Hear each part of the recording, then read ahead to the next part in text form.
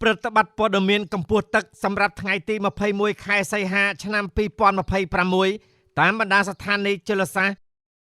ទន្លេមេគង្គស្ទឹងត្រែងថ្ងៃនេះទឹកមានកម្ពស់10ម៉ែត្រ80សង់ទីម៉ែត្រខ្ពស់ជាងថ្ងៃម្សិលមិញ60សង់ទីម៉ែត្រកម្រិតកម្ពស់ប្រុងប្រយ័ត្ន10ម៉ែត្រ70សង់ទីម៉ែត្រទន្លេមេគង្គក្រចេះថ្ងៃនេះទឹកមានកម្ពស់21ម៉ែត្រ37សង់ទីម៉ែត្រខ្ពស់ជាងថ្ងៃម្សិលមិញ42សង់ទីម៉ែត្រកម្រិតកម្ពស់ប្រុងប្រយ័ត្ន22ម៉ែត្រ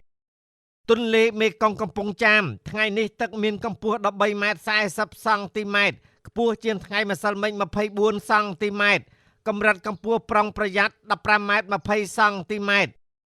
ទន្លេបាសាក់ចតុមុខថ្ងៃនេះទឹកមានកម្ពស់8ម៉ែត្រ25សង់ទីម៉ែត្រខ្ពស់ជាងថ្ងៃម្សិលមិញ15សង់ទីម៉ែត្រកម្រិតកម្ពស់ប្រុងប្រយ័ត្ន10ម៉ែត្រ50សង់ទីម៉ែត្រ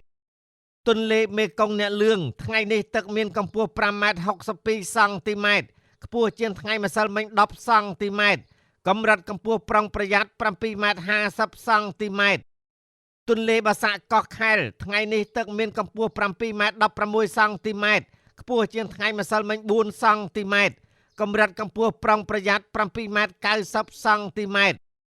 ទន្លេសាបព្រែកក្តាមថ្ងៃនេះទឹកមានកម្ពស់6ម៉ែត្រ62សង់ទីម៉ែត្រខ្ពស់ជាងថ្ងៃម្សិលមិញ10សង់ទីម៉ែត្រកម្រិតកម្ពស់ប្រុងប្រយ័ត្ន9ម៉ែត្រ50សង់ទីម៉ែត្រ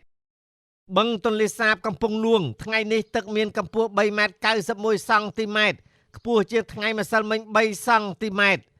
សូមជម្រាបជូនថាស្ថានីយជលសាស្ត្រទន្លេមេគង្គទន្លេសាបនិងទន្លេបាសាក់ទឹកបាននឹងកំពុងហក់ឡើងជាបន្តបន្ទាប់